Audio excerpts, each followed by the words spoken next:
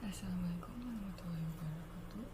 Sebelumnya perkenalkan, saya Naura Aulia Putri dengan NPM 24700611102 dari kelas A. Pada kesempatan kali ini, saya ingin menjelaskan materi tentang Bayesian inference secara singkat.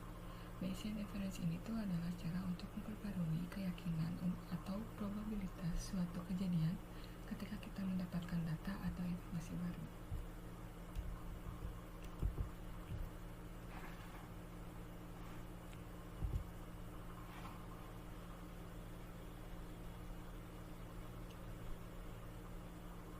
Pada penjelasan kali ini, tujuan utama yang ingin saya capai yang pertama adalah menjelaskan konsep dasar Bayesian, yaitu bagaimana kita menggunakan teorema Bayes untuk memperbarui probabilitas berdasarkan data tertentu. Yang kedua, membedakan beberapa komponen penting dalam Bayesian, yaitu prior, likelihood, dan posterior.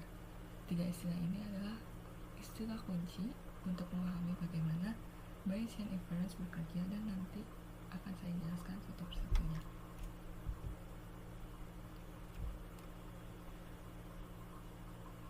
Nah, sebelum masuk ke dalam rumus, sebelumnya kita akan bahas kenapa sih Bayesian itu penting.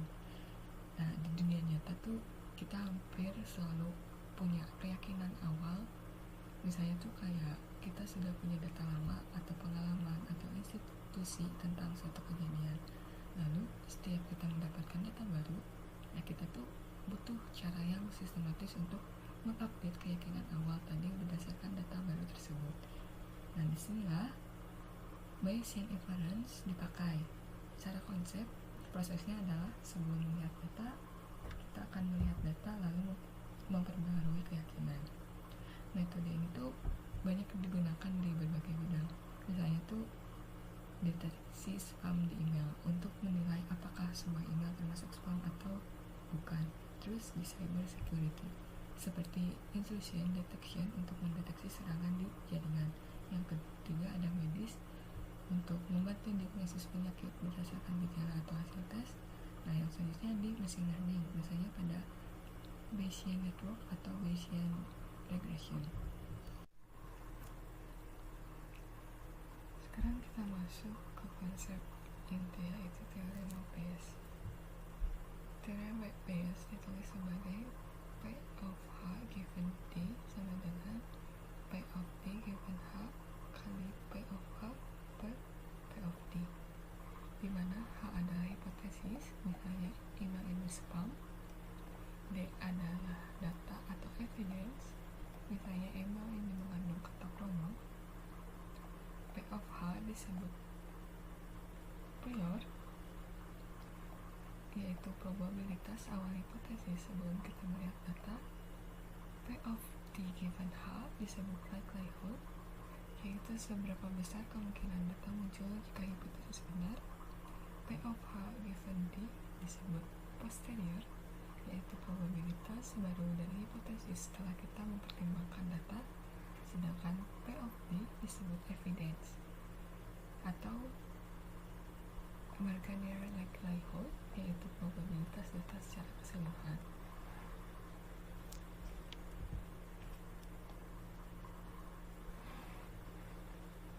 Nah, selanjutnya ada istilah penting dalam Bayesian inference. Yang pertama ada prior, di mana prior ini adalah informasi awal sebelum melihat data. Contohnya secara umum 20% email ini adalah spam. Itu adalah keyakinan awal kita sebelum membaca isi email tertentu. Yang kedua ada likelihood. Likelihood ini adalah peluang munculnya data jika hipotesis benar.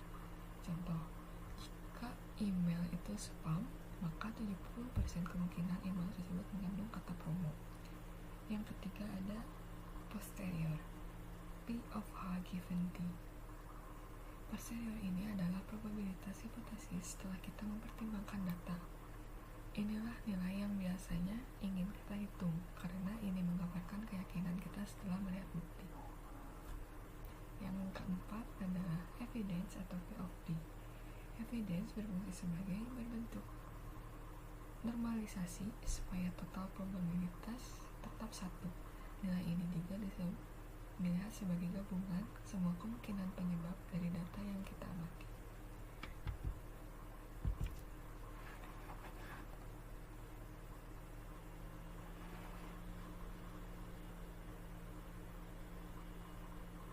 Nah, proses Bayesian inference yang pertama itu menentukan hipotesis H dan data.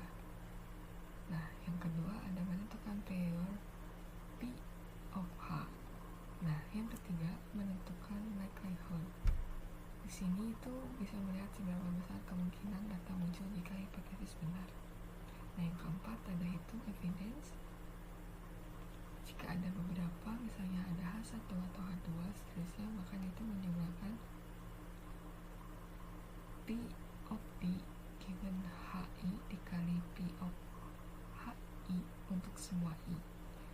Yang kelima ada hitung posterior T of H given D dengan teorema Bayes. Nah, yang terakhir ada interpretasikan hasil dalam konteks masalah.